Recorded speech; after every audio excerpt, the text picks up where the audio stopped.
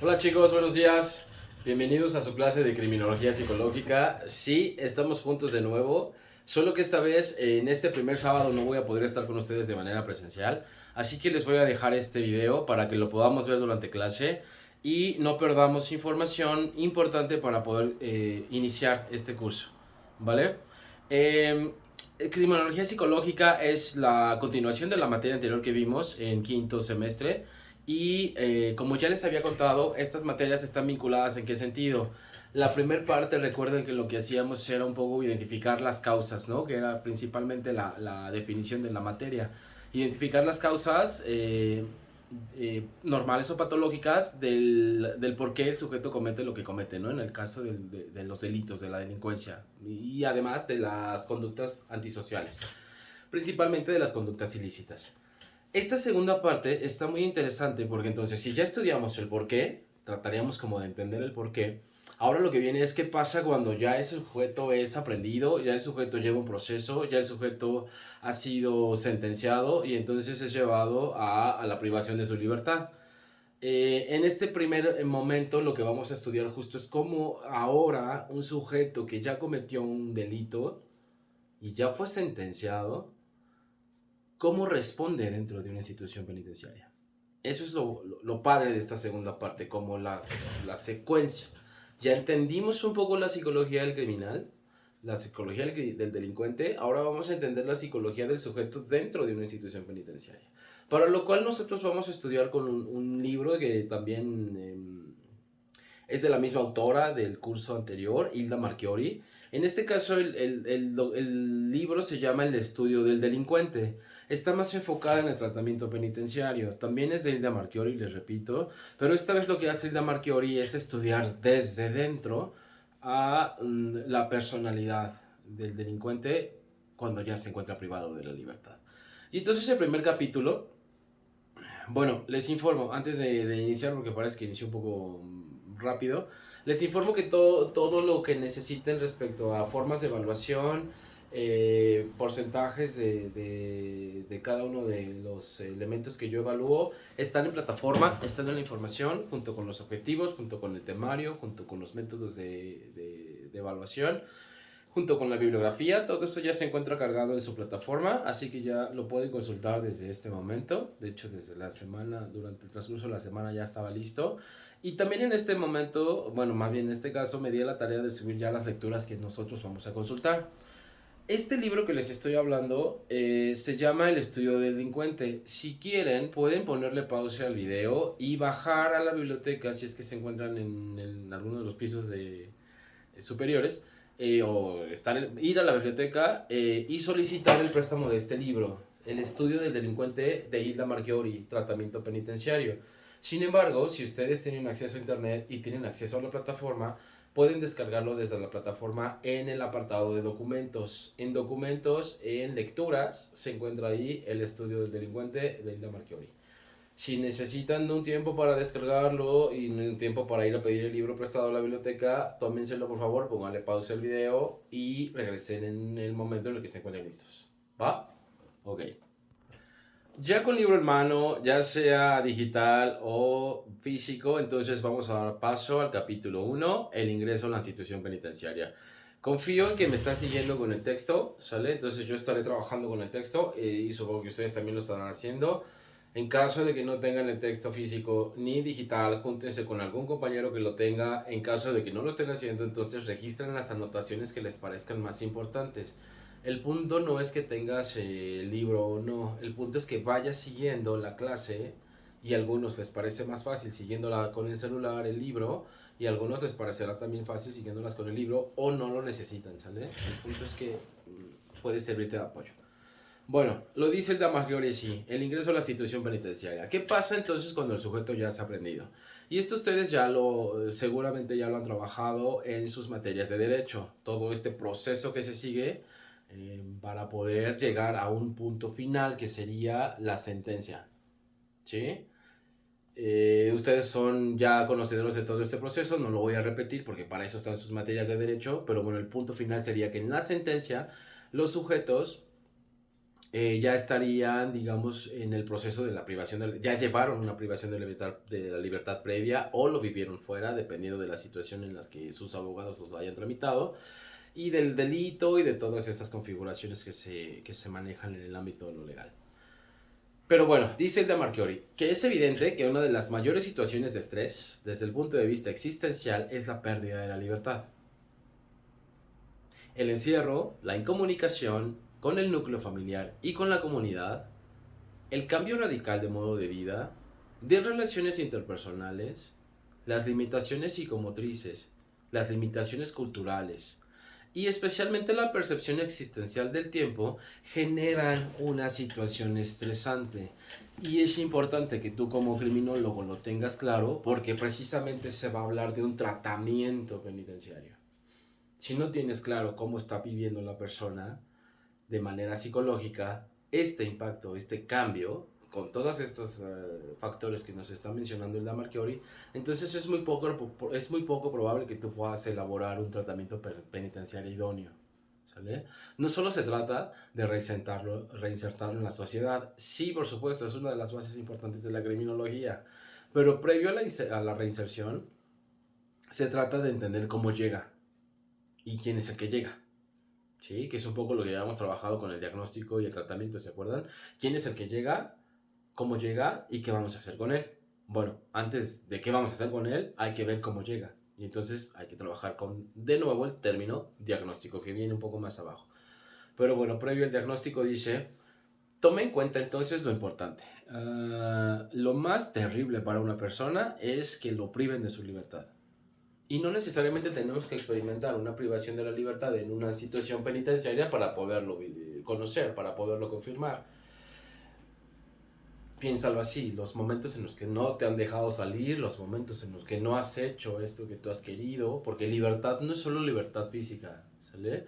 La libertad también se trata de una cuestión de decisión. Entonces, cuando tú no has hecho lo que tú has querido hacer y que no raye justo como en lo antisocial, es una pérdida de la libertad, ¿no? Finalmente nosotros como adolescentes, como jóvenes, vivimos bajo un techo familiar, paterno, materno, o como se haya configurado tu familia, y eso implica también ajustarse a las reglas y a veces creer que se pierde cierta libertad. Júntalo, una pérdida de libertad o un encierro, y que no puedas comunicarte con tu familia. Aquí es un poco contraproducente porque habrá algunos casos en los que es importante que no haya comunicación, porque a veces la familia, como ya también lo conocimos el curso pasado, tiene un impacto en el desarrollo del tratamiento. Entonces a veces es necesario que el PPL, que ya lo llamarán así, ustedes ya lo conocerán, justo creo que ya sabíamos qué significaba, ¿no? Persona privada de su libertad. Esta persona no tenga contacto con este familiar, esposa, madre, lo que sea, padre, porque es quien detona, ¿no? Entonces el tratamiento también influye en esa parte. Pero acá dice la incomunicación, para quienes es importante. Por otro lado, el cambio radical de modo de vida, porque los horarios, la alimentación, el uniforme que portas, la convivencia con las nuevas personas, el no saber qué va a suceder, son situaciones estresantes. Y eso es importante que nosotros lo tomemos en cuenta para poder entender cómo se está adaptando una persona, un sujeto que ingresa a una institución penitenciaria. Siempre implica un cambio existencial, como lo dice acá el de Marchiori. De modo de vida, esto provoca una intensa angustia y un temor indiscriminado y general. Lo primero que va a pasar es que las personas van a tener un miedo importante. Y lo que va a hacer el de Marchiori acá es que va a segmentar, a partir también como de los diferentes tipos de delincuentes, las reacciones. Te va a decir de manera generalizada, por supuesto que es solo una generalidad, no es que a todos les pase lo mismo, pero sí, a partir de las investigaciones que ha hecho el de Marchiori, dice más o menos este tipo de delincuentes reaccionan de esta forma. ¿Para qué? Para que justamente se pueda trabajar con un mejor diagnóstico y su posterior tratamiento, elaboración de tratamiento. ¿Cómo reacciona este hombre al ingresar a un lugar de encierro y especialmente quién lo recibe y cómo se lo recibe? Estas preguntas son importantísimas porque ya es trabajo básico del criminólogo, ¿eh? ¿Quién lo recibe y cómo?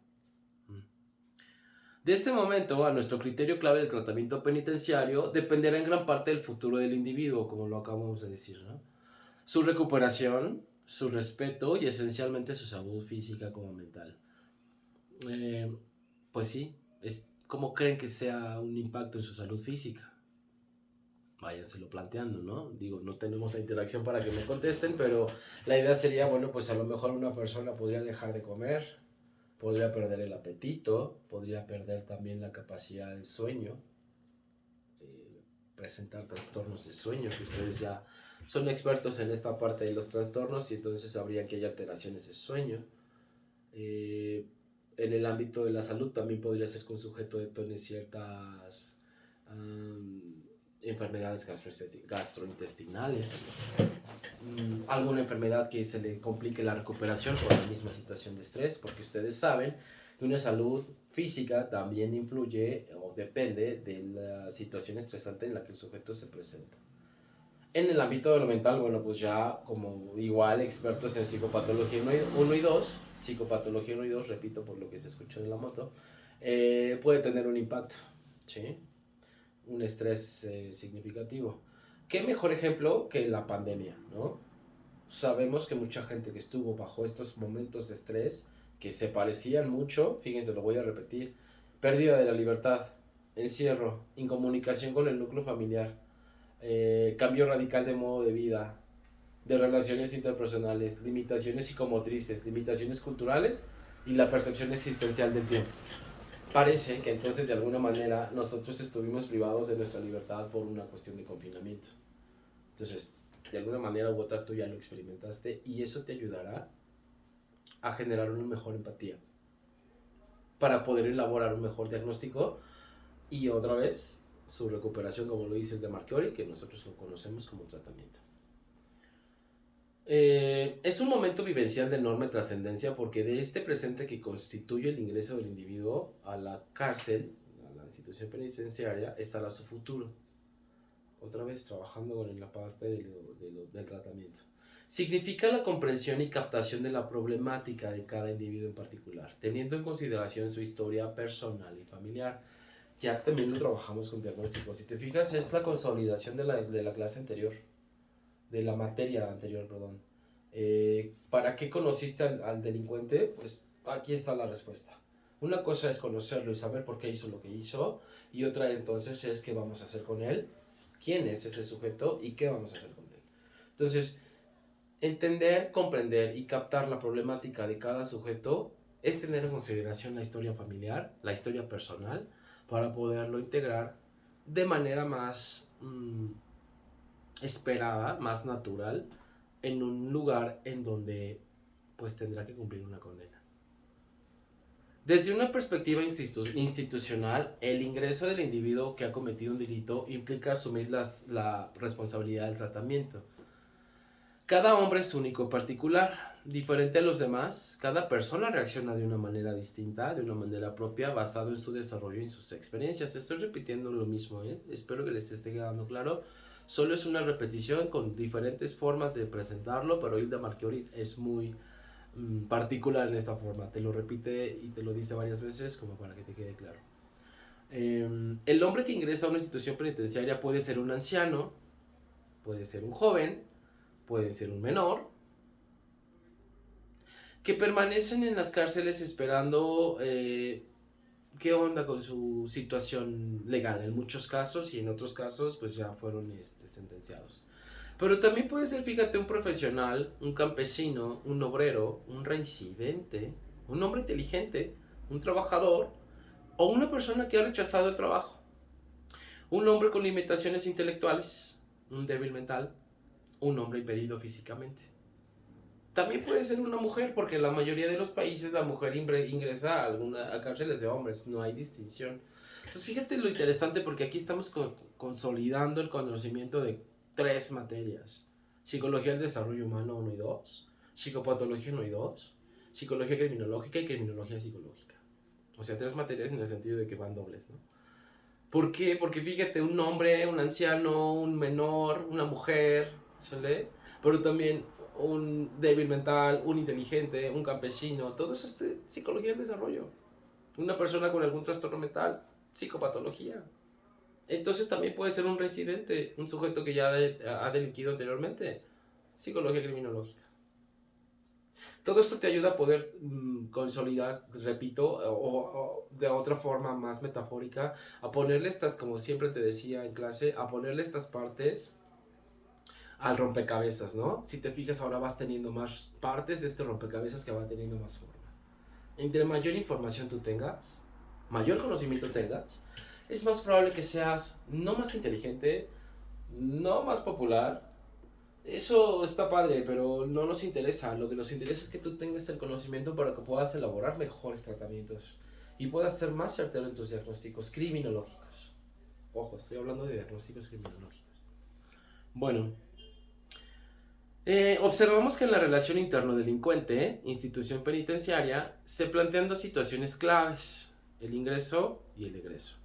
Es decir, fundamentalmente quién es el individuo que llega a la institución y cómo sale de la institución penitenciaria. Eso está padre, ¿eh? También pensar, si te fijas, no es lo mismo que una persona ya sentenciada llegue con 20 años de cárcel a que llegue con 3. Un segundo, permíteme. A que llegue con 3. O a que llegue, por ejemplo, una persona que tiene cadena perpetua. La forma de reacción es distinta. Porque la pregunta que tú harías es cuánto tiempo te dieron, ¿no? Cuánto tiempo vas a estar acá. Impacta también en la forma en la que tú lo vas a tratar. ¿Le interesa a la institución conocer quién es ese individuo? Conocer la problemática de personalidad, los motivos que lo condujeron al delito, ahí está psicología criminológica. La estructura familiar, la asistencia de esta para la recuperación social, ahí está psicología del desarrollo. Entre los objetivos fundamentales de la institución está el respeto, el cuidado y la enseñanza pedagógica, tanto pedagógica como laboral. Se supone, Isla Marchiori está preguntando esto, dentro de todo esto que está haciendo la institución, ¿existe esto? Si existe esto, si no existe, entonces no hay tratamiento penitenciario como tal. En este libro dice, nos interesa referirnos al estudio del delincuente, entendiendo como estudio al conocimiento desde una perspectiva clínica criminológica, de todo lo relacionado a la historia del individuo, la familia, el medio social. Es plantear la difícil tarea de diagnóstico y tratamiento. ¡Pum! Ya llegamos, ¿no? Te lo vine diciendo desde el cuatri anterior, pero acá estamos diciendo eso. Todo esto es con el objetivo de plantearte un diagnóstico y un tratamiento. Y aunque parece fácil, y ustedes ya hicieron algunos intentos, seguimos en el trabajo del desarrollo de esto, diagnóstico y tratamiento. Hemos mencionado que la delincuencia siempre involucra un doble fracaso. Por una parte, desde un enfoque individual. En un enfoque individual, el fracaso se da en los mecanismos de defensa psíquicos que controlan los impulsos agresivos. Ya lo habíamos visto también en psicología criminológica. Por otro lado, el planteamiento individual está en relación a los aspectos de la personalidad. Es decir, los factores biopsicosociales que configuran una personalidad que cada persona se distinguen, ¿no? Son diferentes. O sea, la delincuencia entonces es un doble fracaso. Primero un doble fracaso, el primer fracaso sería individual porque no es una forma, una respuesta idónea frente a las circunstancias en las que se presenta el individuo. Pero también desde un enfoque social, dice Hilda Marchiori, el fracaso es el medio familiar y social para brindar a ese individuo los medios adecuados para un sano desarrollo. Estamos adelantándonos un chorro, pero eso se llama también anomia. Ya lo veremos más adelante, que es el final de la materia, justo.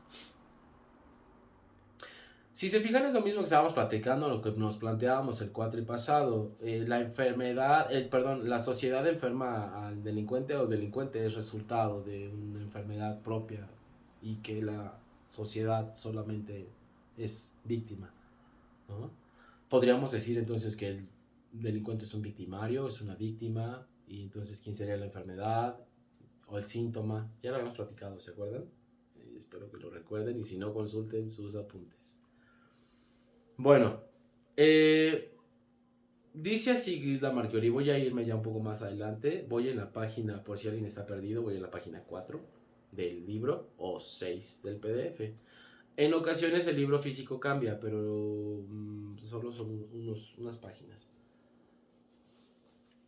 Partiendo de un criterio de sistematización y en base a un enfoque clínico criminológico, para asistir de inmediato al individuo que llega a la institución penitenciaria, podemos mencionar las siguientes formas vivenciales y de reacción. Punto número 1. Hay diferentes formas vivenciales y de reacción. Entonces esto ya es parte también del examen, ¿no? ¿Cómo es la reacción depresiva? La reacción depresiva se caracteriza por los siguientes síntomas, dice la Marchiori. El individuo se siente sumamente desvalorizado en su personalidad. El sujeto está triste, el sujeto no habla, o el lenguaje del cual se está tomando en cuenta es lentificado. Se nota una forma de expresión lenta en su actuar y en su articular palabras. Existen sentimientos de culpa, de minusvalía, de soledad y de aislamiento. Hay una situación afectiva de aflicción. Siente que el ambiente, la familia o la institución penitenciaria le exigen demasiado, a lo que él no puede responder. El núcleo familiar lo ha abandonado y de alguna manera siente vergüenza y culpa por el delito. Las situaciones o reacciones depresivas tienen por lo general una serie de consecuencias. Hay que tener cuidado con esto porque entonces aquí están principalmente abandono de la persona. ¿En qué sentido abandono? En su alimentación, en su higiene, por lo tanto se enferman y se vuelven débiles físicamente. No tienen interés, ningún tipo de interés en lo que está pasando alrededor. Tampoco desean trabajar y no están interesados en participar en ninguna actividad. Estas son las reacciones que el sujeto con reacciones depresivas podría presentar. Puede llegar a desarrollar una enfermedad mental de mayor gravedad. Por ejemplo, podría llegar a tener una psicosis breve, tal vez, algún tipo de esquizofrenia. Ustedes ya son expertos en esa parte, por lo tanto, me están entendiendo perfectamente. Pueden llegar al suicidio incluso, como casos extremos, y estos suicidios suelen ser inmediatamente al llegar a la institución. Porque la idea de llegar a la institución penitenciaria podría tener en el sujeto detonantes de ideas de muerte. Entonces, este es uno de los casos, de las reacciones más cuidadosas, más inquietantes que hay que trabajar. Hay que estar leyendo al sujeto, hay que estar entrevistándolo. Es que son las primeras entrevistas, entonces tú vas a leer inmediatamente cómo está el sujeto. Y entonces vas a justo encuadrar si es que está cayendo en todo este tipo de situaciones. ¿A qué hora comiste? ¿Cuándo fue la última vez que comiste? ¿De qué te alimentaste? ¿Cuántas horas dormiste? ¿Te das sueño frecuentemente? ¿Estás activo cuánto tiempo del día? ¿Qué actividades te interesan? Son preguntas que tú vas a ir elaborando para poder entender justo cómo está viviendo el sujeto. Evidentemente hay un formato. Como repito, que nos da la pauta, pero este formato no quiere decir que no puedas sacar algunas preguntas para continuar indagando en esta situación. ¿Sale? La siguiente es una reacción impulsiva-agresiva. La característica de la reacción impulsivo-agresiva está fundamentada en la angustia, principalmente, ¿no? Muchas personas que presentan angustia por no saber qué está pasando, por no tener esta idea de qué les va a suceder, de cómo van a vivir, de con quién van a compartir, si es que van a compartir o qué va a pasar, les genera muchísima angustia y estrés, como ya lo platicamos. Por lo tanto, una forma de reacción podría ser impulsiva-agresiva. ¿En qué sentido? Es decir, la angustia que el individuo siente al ingresar a una institución penitenciaria se traduce en las siguientes características. Agresión dirigida a empleados, custodios e internos. Y la agresión puede ser de tipo verbal, de tipo físico o una inquietud por fuga. Cuando ese tipo verbal va desde el reproche hasta el insulto y amenazas. Son sujetos que podrían sentirse amenazados, principalmente angustiados, y entonces te van a insultar. Van a ir en contra tuya. Les vas a preguntar cómo está y bueno, las respuestas van a ser como, ¿tú qué? ¿No? ¿Para qué quieres saber? ¿Me vas a quitar esto que estoy sintiendo? Bla, bla, bla, bla, bla, bla, ¿no? Y entonces recuerda, como ya también lo platicamos en la clase de psicología criminológica, las respuestas que ellos nos den no tendrán impacto en nosotros en el sentido de que pues no los vas a tomar personal. Ojo, tampoco lo vas a permitir, vas a poner limitantes, pero eso no es lo mismo a que tú te lo tomes personal. Puede ser también de tipo físico, Por lo tanto, hay que tener cuidado porque pueden llegar a golpes con el uso de diversos instrumentos. Entonces, cuidado con lo que se tiene alrededor. También se empiezan a tomar inquietudes, la mirada, dónde la posiciona, cómo están las manos, cómo está la posición corporal, cómo está la situación del encorvamiento. Es muy diferente un sujeto con encorvamiento en reacción depresiva con un encorvamiento en reacción pasivo-agresiva, ¿no? Perdón, impulsivo-agresivo. Y bueno, la fuga y este tipo de conducta, como lo dice el de Marchiori, se da cuando esta persona ingresa a la institución penitenciaria y es una conducta impulsiva, de pánico ante la situación de encierro. Es una conducta no preparada. Como ya lo sabemos, como ya también eres experto en esta cuestión del impulso, es una cuestión que lo va a hacer como hasta medio irracional, ¿no? Va a salir corriendo de donde lo estés entrevistando y es como de, dude, o sea, allá afuera hay como chorros de custodios, ¿no? Entonces, como... Y se entiende, ¿sale? El hecho de que lo haga no quiere decir que te burles o que se te haga gracioso. Digo, sí es poco lógico, pero la lógica, acuérdate que queda por debajo del impulso, ¿no? Bueno, el siguiente es reacción de pasividad, y esto es en la sintomatología de esta reacción vivencial se observa lo siguiente. No es lo mismo la pasividad que el depresivo, ¿eh? Ojo cómo va cambiando. Una pasividad general quiere decir que el individuo acepta todo lo que se le ordene. Se podría decir que es una adaptación a las normas y a los reglamentos institucionales. Aceptan esta nueva situación de control existencial. Claro que esta adaptación no es inmediata, y lo dice el de Marchiori, sino que se produce de manera progresiva. El individuo solicita trabajo, busca ir a la escuela, no crea conflictos internos, ni con los custodios ni con los internos. Es un sujeto que parece que se está adaptando bastante bien. En estos casos se observa que estos individuos, por lo general, están por homicidio, pero homicidio de primera ocasión. De hecho, no sé si lo recuerdas, pero ya lo hemos platicado también en las características de personalidad del delincuente. Tienen una conciencia de que su accionar delictivo los llevó a ese lugar en donde se encuentran y por ello aceptan su permanencia en la cárcel. Si los sujetos con reacción de pasividad llegan a tener reacciones de angustia, principalmente están relacionadas con la cuestión del núcleo familiar. Por lo tanto, esta problemática puede llevar a cuestiones de agresión. Aquí es donde te decía que habrá que tener cuidado, porque algunas personas podrían estarse adaptando también en una cuestión pasiva, pero todo se desajusta cuando llega la hora de la visita o el día de visita. Y entonces son agresivos y entonces no respetan las reglas, pero porque de alguna manera el detonante está en el núcleo familiar. Y entonces ahí lo que nosotros tenemos que tomar en cuenta es si es saludable para el PPL que su familia lo visite. O que mejor sea por carta, o que mejor sea por llamada, o que sea de una manera medio guiada, ¿no? En una cuestión terapéutica, psicológica, para evitar justamente el desajuste que él va encontrando a partir pues, de esta situación de reacción de pasividad. El siguiente es la reacción de manipulación. Esta reacción, dice, implica básicamente que el individuo desde su ingreso adopta una conducta de manipulación hacia los internos, hacia los empleados y especialmente a las autoridades. Si lo recuerdas con las características de personalidad del delincuente, creo que ya vas pensando quién podría ser el que reaccione de manera manipulada, ¿no? De manipulación. El estafador, justamente. El carterista, ¿no? Sujetos que utilizan precisamente la manipulación o el engaño para poder obtener sus beneficios de estas situaciones, ¿no? Es una conducta de seducción y engaño, la característica principal del estafador, con el fin de obtener una amplia información, colocación o función dentro de la institución. Entonces son sujetos que te van a adular, que te van a decir, te van a mostrar mucho respeto. Se parece al de pasividad, porque te van a decir que sí a todo, pero van a tener un sí de trasfondo. Entonces, incluso podrían decirte lo bien o lo elocuente que eres, o lo inteligente que pareces, o lo guapo o guapa, atractiva, lo bien que hueles, lo que sea, para poderte empezar a generar reacciones en ti.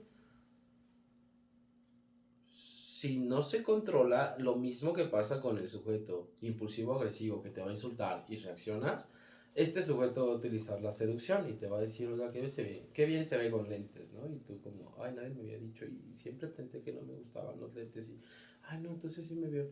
Todo eso que estás pensando y que estás reaccionando, ya lo leyó.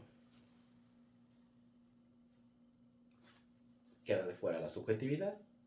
Y entonces no nos estamos enfocando en ahí.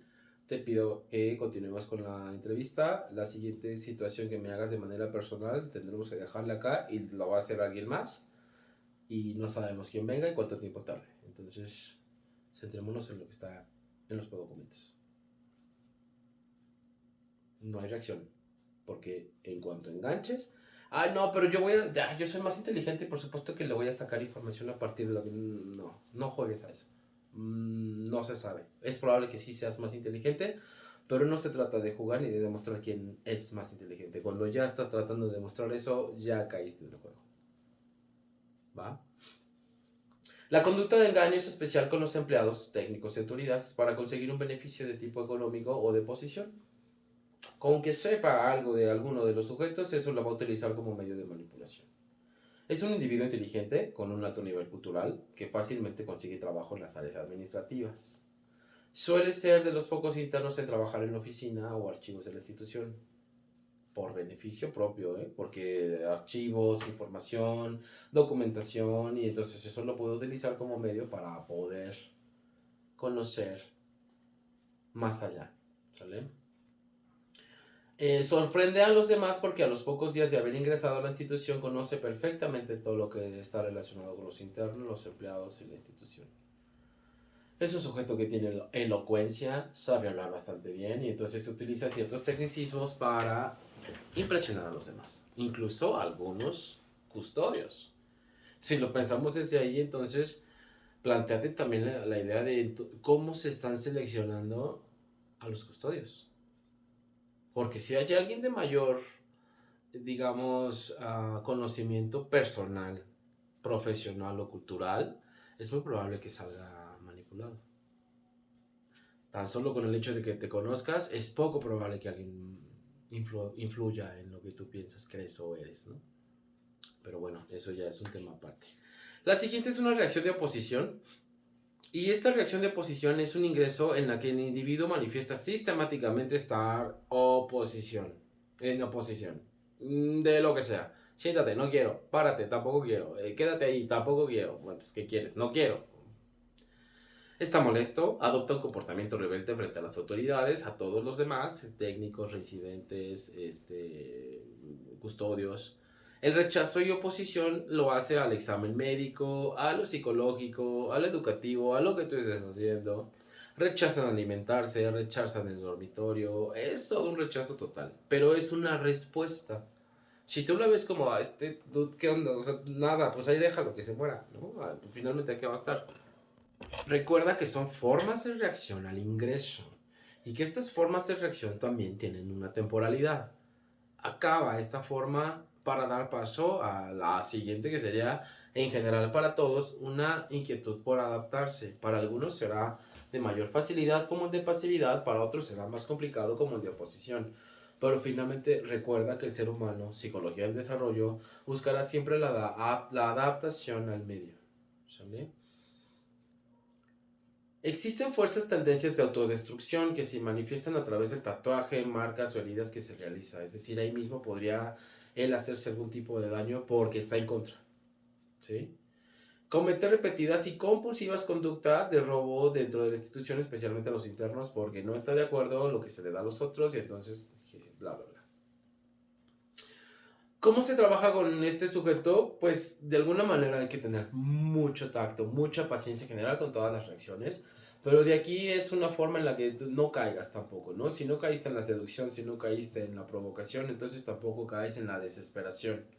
No sé si lo piensan así, pero es un poco como el caso de Trevor, ¿no? ¿Sí recuerdan el Trevor, el de Hecho en Gran Bretaña? Este chico que de todo decía que no, es un poco este sujeto. Pero ya sabíamos que detrás de todo eso había una gran carencia afectiva, ¿no? Principalmente en el ámbito de lo paterno. Y ahí está por ahí la respuesta. Estas reacciones que hemos señalado son algunos ejemplos, dice Marchiori, de lo que generalmente se observa en las cárceles. y que en la mayoría de las veces trae consecuencias gravísimas para el interno, si es que no se trabaja, si es que no se identifica.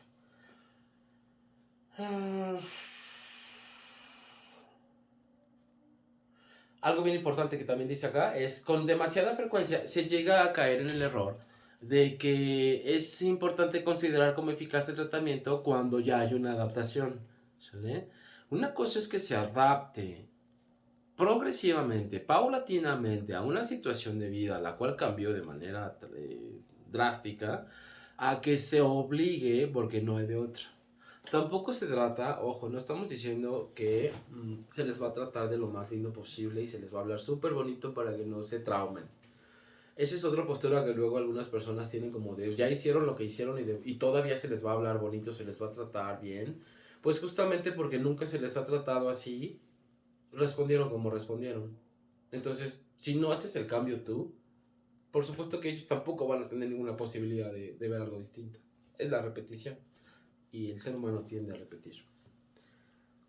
Por último, vamos a ver el recibimiento al ingreso. Entonces, chicos, esto regístrenlo también como tarea. Una primera tarea que van a registrar en el cuaderno, bueno, no tarea, más bien como parte de la actividad. Esto termínenlo ahorita porque tenemos 2 horas y vamos 35, 40, 36 minutos más o menos de clase. Registren en su cuaderno cuáles son las pautas que Ita Marchiori da para recibimiento al ingreso de una institución penitenciaria. Es 1, 2, 3, 4, 5, 6, 7, 8, 9, 10. Son 10 pautas. Las voy a preguntar en el examen. Necesito que las entiendas. De todas formas, las vamos a revisar la siguiente semana. ¿Sale? Bueno, espero que hasta aquí haya quedado claro. No sé si tengan alguna duda. Necesito que terminen justamente esta parte de las recomendaciones o las pautas que da el Marchiori para el recibimiento del ingreso. Aquí termina el capítulo 1 del estudio del delincuente. Bueno, chicos, la siguiente parte de esta clase la vamos a trabajar con un documental. Ahora lo que vamos a hacer es, ya no vamos a ver películas, no se preocupen. Lo que vamos a hacer ahora es ver documentales. Y como estamos hablando de ingresos a la institución penitenciaria, en plataforma ya están, además de las lecturas que estamos hablando ahora, ya está también un link de acceso a un video de YouTube, el cual se llama Las cárceles más peligrosas del mundo. En este caso vamos a tomar de ejemplo México y Perú. ¿Sale? Son 2 cárceles las cuales están ubicadas precisamente en estos 2 países. Y necesito que identifiques lo siguiente, entonces anótalo por favor. Punto número 1, el documental dura aproximadamente 43-45 minutos, ¿sale? Si están, ahí sí que se van a poner de acuerdo ustedes, tal vez vean una parte del documental en la universidad, después de ver este video, pasen el siguiente video del documental. Y no lo terminen todo porque probablemente no nos dé tiempo de acabarlo ahí, pero sí termínenlo en casa, ¿sale? Por lo menos véanse media hora de este documental en el salón, ¿sale? ¿Y qué es lo que vas a hacer? Vas a registrar lo siguiente. Anota, por favor. Vas a registrar de los personajes que son, de los personajes o de las personas, de los papeles que son entrevistados de ambas instituciones penitenciarias, México y Perú. Me vas a registrar las características de personalidad. Psicología criminológica. Es decir, me vas a decir qué tipo de delincuente es. Algunos lo dicen, que están por homicidio, otros por robo, otros por bla, bla, bla. Me vas a decir si las características de personalidad, de acuerdo con Hilda Marchiori, que revisamos el curso pasado, que está en el libro que tú ya tienes también, y si no, lo tenemos ya ahí en plataforma también en este curso, si coinciden. Vamos ahora sí a ver si efectivamente la teoría coincide con la realidad. Esto es real, esto es un documental tomado en la vida real. Entonces lo que vas a hacer es, de los entrevistados, me vas a decir los nombres, algunas no aparecen los nombres, pero me dices el apodo, y me dices este sujeto es por homicidio reincidente, y entonces de acuerdo con Linda Marchiori, el homicidio reincidente tiene de características de personalidad las siguientes partes. ¿Sale? Esa es la primera parte. La segunda parte, me vas a decir De los que platican su situación y cómo llegaron y cómo están y todo el rollo, algunos acaban de llegar, en esta entrevista algunos los toman así como recién llegados, me dices cuáles son sus reacciones. De acuerdo con lo que acabamos de ver en el capítulo 1 de la Marqueori, de este libro que tomamos. ¿Sí? Me dices, profe, este sujeto tal tuvo una reacción depresiva, o este sujeto tal tuvo una reacción de oposición, o este sujeto tal tuvo una reacción de tipo impulsivo-agresivo. ¿Va? Y me dices, ¿por qué hizo tal cosa? Y de acuerdo con lo que nosotros vimos en las características, coincide. O, profe, no me quedó muy claro porque creo que hay una mezcolanza entre uno y otro, entonces no sé si se pueda mezclar y eso también sería interesante que lo plantearas. ¿Va? Esa es la segunda parte. Y la tercera y última parte, vas a plantear lo siguiente. Vas a hacer una crítica a las dos instituciones penitenciarias en el ámbito estructural. Estructural en el ámbito, me refiero físico. La disposición, los pabellones, los dormitorios, el comedor. ¿Cómo te parece a ti desde lo que has aprendido hasta ahorita, hasta sexto, de lo que es una institución penitenciaria? ¿Va? Después vamos a ver otros capítulos de instituciones y penitenciarias totalmente distintas, ¿eh? Que es lo que vamos a complementar en el proyecto. Pensándolo de manera un poco adelantada, es una fracción del proyecto, chiquitita. Entonces me vas a hacer una crítica de, profe, dormitorios, ¿no? Cocina, comedor, convivencia, bla, bla, bla. Pero en el sentido físico, primero estructural. Todo lo que tiene que ver con la cárcel, con la institución penitenciaria. Para después pasar a hacer una crítica a lo siguiente, a los derechos humanos de los papeles. Y entonces ahí viene alimentación, techo, seguridad, cuidado de la vida, bla, bla, bla. Y bueno, si quieres saber cuáles son los derechos humanos, seguramente ya lo sabes porque ya también tomaste estas clases de derecho. Hay que tomarlas ahí en tus apuntes o buscarlas en algún documento. Me haces una crítica para que me digas, profe, si se cumplen los derechos humanos, no se cumplen los derechos humanos. Todo esto va a ser en el cuaderno, porque como te digo, es una pequeña fracción de lo que es el proyecto en unos sábados, ¿sale? Entonces vamos a dejarlo así. Aquí termina la clase de la primera parte, de la primera hora, que son 42 minutos. Siguen, por favor, y se lo voy a dejar también al licenciado Mario como indicación y a la coordinadora académica Areli, que por favor les pongan después este documental. Es en YouTube, además no hay ningún problema, está ahí descargado. Entonces ven por lo menos media hora, ¿sale? Para que salgan más o menos a la hora pactada. Y después entonces ya en casa pueden terminar de ver el documental o revisarlo de nuevo y registrar lo que les acabo de pedir, ¿sale? Les pido por favor, sé que no hay un control porque no está el profesor ahí, porque es probable que no los estén revisando las autoridades académicas, pero por favor no estén en el celular, no estén chateando, no se estén distrayendo, tómenlo en serio. Espero que como ustedes, sujetos autónomos e inquietos por el conocimiento, hayan atendido primero a este video y segundo atiendan por favor a la media hora. Solo es media hora de su vida del sábado, lo demás ya pueden hacer lo que quieran, lo que les venga en gana, pero por favor procuren atenderlo. Hagan el ejercicio de que qué pasaría si no tengo quien me vigile, que es lo que también vamos a ver en un texto más adelante. ¿Qué pasaría si no tengo quien me vigile? ¿Hago las cosas que tengo que hacer? ¿O sigo jugando al que no me ven? No hago lo que me piden porque no me interesa. Es tu decisión. Es lo más que puedo hacer. No te voy a vigilar. Espero que tu propia conciencia y tu desarrollo moral nos permitan aprovechar este documental. Que tengas un excelente fin de semana. Nos vemos la próxima semana. De todas formas, por favor, al jefe de grupo, jefa de grupo, le pido que cree de nuevo, o si está el grupo por ahí perdido, que lo actualice y que me agregue. Y cualquier duda, por favor, al grupo. ¿Vale? Nos vemos la próxima semana. Que tengan un excelente término de semana. Bye bye.